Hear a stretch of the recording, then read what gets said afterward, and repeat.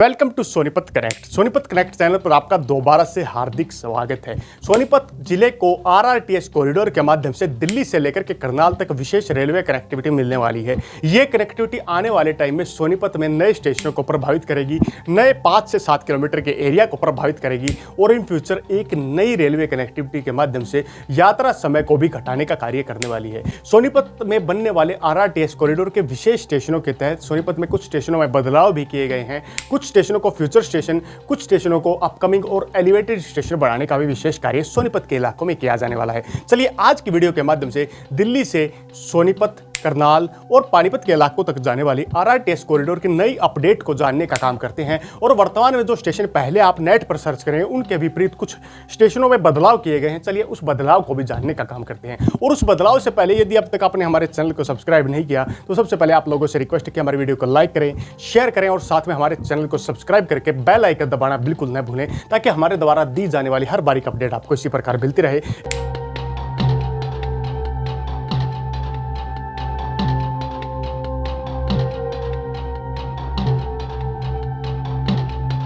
Delhi Sonipat Panipat Karnal RRTS corridor.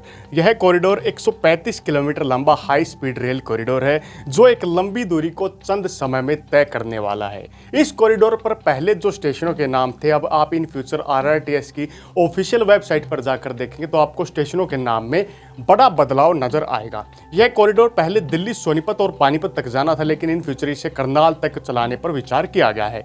यह NCRTC यानी कि राष्ट्रीय राजधानी क्षेत्र परिवहन निगम के द्वारा दिल्ली एनसीआर के इलाकों में एक विशेष परियोजना पर कार्य किया जा रहा है और परिवहन निगम के प्रारंभिक 3 कॉरिडोर में से ये एक कॉरिडोर भी शामिल है। यहाँ पर 160 किलोमीटर आवर की मैक्सिमम स्पीड और एक average speed 120 kilometre per hour से विशेष मेट्रो या रेल कॉरिडोर पर रेल चलाने का कार्य किया जाएगा। करनाल व दिल्ली के बीच की दूरी 45 मिनट की रह जाएगी। पहले यह दूरी 2 से 2.5 घंटे की थी। इस परियोजना पर लगभग 21,627 करोड़ रुपए की लागत से खर्च करने का अनुमान जताया जा रहा है। पहले यह कॉरिडोर पानीपत तक था जो 102.85 किलोमीटर लंबा कॉरिडोर था। फिर पानीपत करनाल एक्सटेंशन पर विचार बना और इसे आगे बढ़ाने का कार्य किया गया। 102.85 किलोमीटर में 33.45 किलोमीटर के कॉरिडोर को जोड़ करके 5 नए स्टेशनों को इस नए कॉरिडोर में जोड़ा गया और कुल कॉरिडोर लगभग 135 किलोमीटर लंबा हो गया। चलिए दिल्ली सोनीपत पानीपत आरआरटीएस कॉरिडोर के स्टेशनों के नाम जानते हैं और उन स्टेशनों के नाम के साथ में वे प्रत्येक स्टेशन जहां पर बनाए जाएंगे वहां की अपनी कुछ खासियत है। चलिए जानने का काम करते हैं। इस कॉरिडोर पर हर स्टेशन 5 किलोमीटर तक के इलाके को प्रभावित करने का कार्य करने वाला है और सबसे ज्यादा फायदा हमारे सोनीपत को होने वाला है। चलिए दिल्ली से सोनीपत तक हर स्टेशन की खासियत को जानते हैं। यहाँ पर 3 प्रकार के स्टेशन या 3 प्रकार के रूट्स को अवेलेबल करने का काम किया गया है, जिनमें आपकी स्क्रीन पर दिखाई दे रहा होगा। सबसे ऊपर एलिवेटेड, उसके बाद रैंप और अंडरग्राउंड। ये 3 कलर इन 3 एरियाज को शो करने का काम करते हैं। सबसे पहला स्टेशन बनाया जाएगा सराय काले खां। सराय काले खां आरआरटीएस का हब होने वाला है। इन फ्यूचर यहाँ पर लिंकिंग स्टेशन जैसे दिल्ली से बेरठ, दिल्ली से अलवर लाइनों को भी लिंक करने का कार्य किया जाएगा। यहाँ पर आईएसबीटी इंटरस्टेट बस टर्मिनल की सुविधा सराय काले खां में दी गई, तो सराय काले खां से बसों के माध्यम से भी इस कॉरिडोर के माध्यम से कनेक्ट करने का कार्य किया जा सकता है। यहाँ पर बस चेंज रूट और एक कनेक्टिविटी हब के रूप में सराय काले खां स्टेशन को जाना जाएगा। यह स्टेशन अंडरग्राउंड रहेगा, कुछ एलिवेटेड रहेगा और कुछ एरिया इसका रैंप की तरह यूज भी किया जाएगा। अब बात करते हैं नंबर 2। हमारा दूसरा स्टेशन इंद्रप्रस्थ के इलाके में बनाया जाएगा। इंद्रप्रस्थ महाभारतकालीन नाम है जहां पर वर्तमान में दिल्ली का पुराना किला, दिल्ली जू का एरिया शामिल है। उस एरिया में दूसरा स्टेशन अंडरग्राउंड बनाया जाएगा रैंप की सुविधा के साथ में। Number 3 Kashmiri gate. दिल्ली के कश्मीरी गेट एक विशेष हब स्टेशन के रूप में डेवलप होगा। यह तीसरा स्टेशन होगा दिल्ली पानीपत करनाल आरआरटीएस कॉरिडोर का। यहाँ rail line, yellow line, red line और वायलेट लाइन को भी कनेक्ट करने का विशेष कार्य किया जाएगा। सीधा आईएसबीटी से बस की सुविधा यहाँ पर मिलेगी और कश्मीरी गेट स्टेशन को अंडरग्राउंड रैंप के साथ में बनाने का विशेष कार्य किया जाएगा। इसके बाद आता है हमारा चौथा स्टेशन रेड लाइन मेट्रो का, जो नई वेबसाइट के अनुसार, सोर्स के अनुसार आपको दिखाई दे रहा होगा। झाड़ोदा कला। झाड़ोदा कला ये दिल्ली या नजफगढ़ वाला झाड़ोदा कला नहीं है। ये झाड़ोदा कला झाड़ोदा माजरा बुराड़ी दिल्ली वाला है, जिसके साइड में कई कॉलोनियाँ, आउटर दिल्ली को इसका सबसे ज़्यादा फायदा होने वाला है और ये एलिवेटेड स्टेशन के रूप में बनाया जाएगा।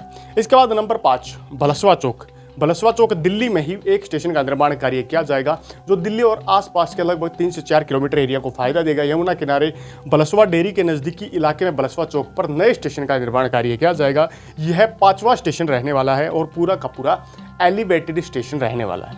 इसके बाद नंबर 6 अलीपुर। अलीपुर में 6ठे स्टेशन का निर्माण कार्य किया जाएगा, जो दिल्ली के इलाकों को फायदा देगा और बॉर्डर से लगते एरियाज में अच्छी कनेक्टिविटी बढ़ाने का कार्य करेगा। कई मुख्य मार्गों से कनेक्टिविटी देगा और अलीपुर और आसपास की 12 से 25 कॉलोनियाँ, 10 से 12 सेक्टरों को सबसे ज़्यादा फायदा देने का काम अलीपुर मेट्रो के माध्यम से किया जाने वाला है। इसके बाद बात करते हैं नंबर 7वां दिल्ली आरआरटीएस करनाल कॉरिडोर का स्टेशन नरेला में बनाया जाएगा। नरेला वर्तमान में घोस्ट सिटी के नाम से जाना जाता था, लेकिन नरेला में आरआरटीएस की विशेष कनेक्टिविटी आने से नरेला की इंडस्ट्री को बूस्ट मिलेगी। वर्तमान में नरेला में बनी हुई इंडस्ट्रीज को काफ़ी फायदा मिलेगा। आने वाले समय में नरेला में जो एजुकेशन हब डेवलप किया जा रहा है, उस एजुकेशन हब नरेला में आने वाले अनेक छात्र छात्राओं को इस नए रूट का सबसे ज़्यादा फायदा मिलने वाला है। इसके साथ साथ में डीडीए के फ्लैट्स, डीडीए द्वारा डेवलप की गई एक विशेष सिटी जो नरेला में बनाई जा रही है, उस सिटी को भी दिल्ली आरआरटीएस कॉरिडोर का सबसे ज़्यादा फायदा मिलेगा। इसके बाद बात करते हैं 8। हमारा 8वां स्टेशन कुंडली सोनीपत में बनाया जाएगा। 8वां स्टेशन दिल्ली बॉर्डर से लगते कुंडली इंडस्ट्रियल एरिया के नज़दीक बनेगा। यहाँ पर बॉर्डर के एरियाज को फायदा होगा और कुंडली के एरिया को सबसे ज़्यादा फायदा होगा। दिल्ली के इलाकों तक में बसों की जिस प्रकार BS6 के अलावा CNG और इलेक्ट्रिक बस चलाने पर कार्य किया जा रहा है, आने वाले टाइम में इन बसों को बंद भी किया जाएगा। तो इन फ्यूचर इस बॉर्डर के स्टेशन का सबसे ज़्यादा फायदा कुंडली और आसपास के कई इलाकों को मिलेगा। अब बात करते हैं हम अपने अगले स्टेशन की। हमारा अगला स्टेशन होगा KMP के नज़दीक जो स्टेशन होगा वो वर्तमान में नहीं बनाया जाएगा, लेकिन इन फ्यूचर उस स्टेशन को आगे बनाने का कार्य किया जाएगा। KMP के नज़दीक जो स्टेशन बनाया जाएगा उसे फ्यूचर स्टेशन कहा जा सकता है, यानी कि इन फ्यूचर जब ज़रूरत महसूस होगी तो आरआरटीएस कॉरिडोर पर KMP इंटरचेंज के नज़दीक में स्टेशन का निर्माण कार्य किया जाएगा। पहले स्टेशन प्रस्तावित था, लेकिन अब स्टेशन को फ्यूचर स्टेशन का नाम देकर के एक टाइम के लिए रोक दिया गया है। अब बात करते हैं नंबर 11 बहालगढ़ में NH 334B और GT रोड के चौक के पास में एजुकेशन सिटी राई के नज़दीकी इलाके में बहालगढ़ में स्टेशन का निर्माण कार्य किया जाएगा। यह स्टेशन कई एरियाज को कनेक्ट करेगा। नेशनल हाईवे 334B से डायरेक्ट उत्तर प्रदेश, हरियाणा के खरखोदा और सोनीपत के इलाकों से डायरेक्ट कनेक्टिविटी करने का कार्य बहालगढ़ के माध्यम से किया जाने वाला है। इसके बाद बात करते हैं नंबर 12 की बात करें मुरथल में विशेष आरआरटीएस कॉरिडोर के स्टेशन का निर्माण कार्य किया जाएगा, जिससे मुरथल से दिल्ली की दूरी घट जाएगी। ज़्यादातर बड़ी संख्या में व्यक्ति मुरथल में एंजॉय करने के लिए आते हैं, पार्टियां मनाने, जन्मदिन मनाने और मुरथल के खास परांठे खाने के लिए आते हैं। तो मुरथल इंडस्ट्रियल एरिया और मुरथल के खास परांठा जंक्शन से ये नया स्टेशन कनेक्ट करने का काम करेगा। इससे आगे ये कॉरिडोर आगे बढ़ता हुआ बरी में जाएगा। बरही वर्तमान में सोनीपत का एक इंडस्ट्रियल एरिया है। बरी IMT के नाम से मशहूर है। बरी में वर्तमान में स्टेशन नहीं बनेगा, लेकिन इन फ्यूचर बरी में आवश्यकता अनुसार फ्यूचर स्टेशन का निर्माण कार्य किया जा सकता है। तो बरी इंडस्ट्रियल एरिया को कनेक्ट करने के लिए आने वाले टाइम यानी इस कॉरिडोर के बाद में स्टेशन का निर्माण कार्य किया जा सकता है। इसके बाद बात करते हैं गन्नौर सिटी, गन्नौर विधानसभा क्षेत्र में एक स्टेशन का निर्माण कार्य होगा, जो गन्नौर के नए सेक्टरों की डेवलपमेंट, गन्नौर इंडस्ट्रियल एरिया को नई बूस्ट देने का कार्य करने वाला है। इसके बाद बात करते हैं समालखा में शहर में स्टेशन का निर्माण कार्य होगा। समालखा शहर को डायरेक्ट दिल्ली से कनेक्ट करने की विशेष परियोजना यहाँ पर लागू की गई है। समालखा में ये कार्य होने से Samalkha property rate Samalkha industrial area को नई बूस्ट मिलेगी। इसके बाद बात करते हैं पानीपत ISBT सिवा में स्टेशन का निर्माण कार्य इंटरस्टेट बस टर्मिनल के नाम से किया जाएगा। पानीपत का जो बस स्टैंड वर्तमान में है, आने वाले टाइम में ये ISBT के रूप में चर्चित हो जाएगा और यहाँ पर देश के अलग अलग राज्यों से आने वाली बसें मिलेंगी। तो ISBT के माध्यम से भी पानीपत के सिवा तक विशेष स्टेशन का निर्माण कार्य किया जाएगा। इसके बाद बात करते हैं 18। हमारा अगला स्टेशन पानीपत शहर में बनाया जाएगा। पानीपत शहर में बनने वाला स्टेशन अंडरग्राउंड स्टेशन बनाया जाएगा, जो आपको मैप में दिखाई दे रहा होगा। यह स्टेशन पानीपत शहर की बूस्ट को बढ़ाने का कार्य करेगा और पानीपत के इलाकों में बनने वाला अंडरग्राउंड स्टेशन पानीपत को डायरेक्ट दिल्ली और करनाल से जोड़ने का भी कार्य करेगा। इसके बाद हमारा अगला स्टेशन आता है 19, जो एक फ्यूचर स्टेशन है, यानी कि आने वाले टाइम में जरूरत पड़ेगी तो इसे भी बनाया जाएगा। पानीपत के सेक्टर 18 में एक फ्यूचर स्टेशन बनाने के लिए स्थान को निर्धारित करने का कार्य वर्तमान में किया गया। इसके बाद स्थान आता है 20वां और 20वां स्टेशन गंजवार बडोली कोहंड के इलाकों में बनाया जाएगा। यहाँ पर स्टेशन का नाम गंजवाल बडोली कोहंड दिया गया है। ये एरिया इन ग्रामीण एरियाज को कनेक्ट करेगा, गांव से आने वाले कनेक्ट और यूपी बॉर्डर के साथ में लगते यूपी के एरियाज को भी डायरेक्ट कनेक्ट करने का काम करेगा। इसके बाद हमारा 21वां स्टेशन आता है घरौंदा शहर में एक स्टेशन का निर्माण कार्य किया जाएगा जो वर्धमान के करनाल जिले का एक हिस्सा है। घरौंदा में बनने वाला नया स्टेशन घरौंदा शहर को बढ़ाने का काम करेगा, घरौंदा के विकास को आगे बढ़ाएगा, घरौंदा इंडस्ट्रियल एरिया और घरौंदा में औद्योगिक क्रांति को आगे बढ़ाने में काम करने वाला है। इसके बाद नंबर 22 करनाल बाईपास। करनाल शहर में करनाल के बाईपास के एरिया में नए स्टेशन का निर्माण कार्य किया जाएगा जो इन फ्यूचर करनाल को नई कनेक्टिविटी प्रदान करने का भी काम करेगा। 23 करनाल सेक्टर 7। करनाल के सेक्टर 7 में एक स्टेशन और बनाया जाएगा जो करनाल के सेक्टर के एरियाज को प्रभावित करने का काम करेगा। करनाल के आउटर साइड से बनने वाले ये RRTS कॉरिडोर करनाल के सेक्टर 7 पर जाकर एक काफ़ी रोचक रूप से आगे बढ़ने का काम करेगा। अब आता है हमारा अंतिम स्टेशन करनाल ISBT। करनाल में इंटर स्टेट बस टर्मिनल के नज़दीक में एक करनाल ISBT के नाम से अंतिम स्टेशन का निर्माण कार्य किया जाएगा जो अलग अलग राज्यों से आने वाले यात्री होते हैं वो करनाल में ISBT तक आकर के अपनी मेट्रो पकड़ करके डायरेक्ट दिल्ली तक सफर कर पाएंगे और यानी कि मात्र उनके 2 से ढाई घंटे लगने वाले मेट्रो कॉरिडोर में मात्र 45 मिनट में यात्रा करने में का सौभाग्य प्राप्त होकर जल्दी से जल्दी दिल्ली पहुंचेंगे। तो ISBT करनाल इन फ्यूचर एक विशेष हब के रूप में विकसित होने वाला है। करनाल एजुकेशन सिटी और करनाल की हेरिटेज विरासतों को संभालने के लिए करनाल RRTS कॉरिडोर काफ़ी अग्रणी भूमिका निभाने का कार्य करने वाला है। अब बात करते हैं दिल्ली पानीपत सोनीपत करनाल RRTS कॉरिडोर से क्या फायदा होगा। नंबर 1 सोनीपत को सबसे ज़्यादा फायदा इस कॉरिडोर से मिलने वाला है जिसमें नंबर 1 सेक्टरों को फायदा। सोनीपत के ज़्यादातर सेक्टर वर्तमान के GT रोड से लगते हैं, इन सेक्टरों को सबसे ज़्यादा फायदा इनका मिलने वाला है। सेक्टरों में प्रॉपर्टी बूस्ट इन फ्यूचर आने वाले प्रोजेक्ट को भी कई गुना फायदा मिलेगा। नंबर 2 इंडस्ट्रीज को फायदा। वर्तमान के कुंडली से लेकर के सोनीपत के शहर तक और मुर्तल के एरिया तक फैली इंडस्ट्री को सबसे ज़्यादा फायदा मिलेगा। इंडस्ट्रियल बूस्ट मिलेगी, प्लॉट्स के रेट बढ़ेंगे, HSIIDC नए प्रोजेक्ट को अप्रूव करने का भी कार्य करेगा। नंबर 3 यात्रा समय में कमी।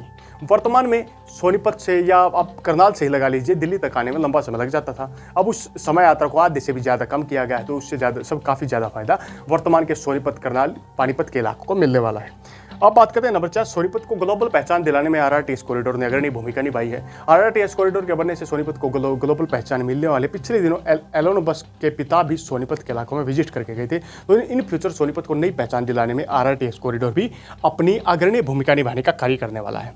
अब बात करते हैं नंबर 5 विदेशी निवेश की संभावना। RRTS कॉरिडोर के आने से दिल्ली NCR समेत सोनीपत के इलाकों में विदेशी निवेश विदेशी कंपनियों के आने की संभावना काफ़ी ज़्यादा बढ़ती जा रही है और हमें भी उम्मीद है कि आने वाले टाइम में दिल्ली के इलाकों में बड़ी बड़ी विदेशी कंपनियां निवेश कर सकती हैं। अब बात करते हैं नंबर 6 नई कनेक्टिविटी। नई कनेक्टिविटी सोनीपत के इलाकों में मिलने वाली है। वर्तमान के करनाल से दिल्ली तक तो वैसे भी कनेक्टिविटी थी लेकिन आने वाले समय में सरायकाले खां तक जो आप लिंक रूट के माध्यम से जाएंगे तो वहाँ से मेरठ और वहाँ से राजस्थान के अलवर तक जाना आपके लिए विशेष नई कनेक्टिविटी प्रदान करने का काम करेगा। और आने वाले टाइम में जो अपकमिंग प्रोजेक्ट्स हैं उन पर यदि सरकार प्रशासन RRTS कॉरिडोर काम करता है तो वहाँ पर भी आने वाले टाइम में विशेष कनेक्टिविटी मिलने वाली है। इसके बाद बात करते हैं number 7 property boost. Sonipat Bahalgarh और वर्तमान के कुंडली के इलाकों में प्रॉपर्टी के रेट्स में भारी उछाल देखने को मिलने वाला है। जब से मेट्रो कॉरिडोर या RRTS कॉरिडोर की घोषणा हुई है प्रॉपर्टी के रेट सोनीपत में लगातार उछाल मारते हुए जा रहे हैं। आने वाले टाइम में सोनीपत में और भी तेजी से प्रॉपर्टी के रेट्स और भी स्पीड से बढ़ते हुए नजर आने वाले हैं। इसके बाद बात करते हैं नई डेवलपमेंट। हमारा अंतिम जो फायदा हो सोनीपत में नई डेवलपमेंट को लेकर सोनीपत में रेजिडेंशियल प्रोजेक्ट, कमर्शियल प्रोजेक्ट और इंडस्ट्रियल प्रोजेक्ट बड़ी स्पीड से कार्य कर रहे हैं। तो आने वाले समय में RRTS कॉरिडोर के कंप्लीट होने के बाद सोनीपत में नई डेवलपमेंट भी देखने को मिलने वाली है। तो इन फ्यूचर सोनीपत जिले को सबसे ज़्यादा फायदा RRTS कॉरिडोर से मिलने वाला है। इस फायदे से सोनीपत इलाके की नई कनेक्टिविटी, नई प्रोग्रेस और नई बूस्ट आपको देखने को मिलने वाली है।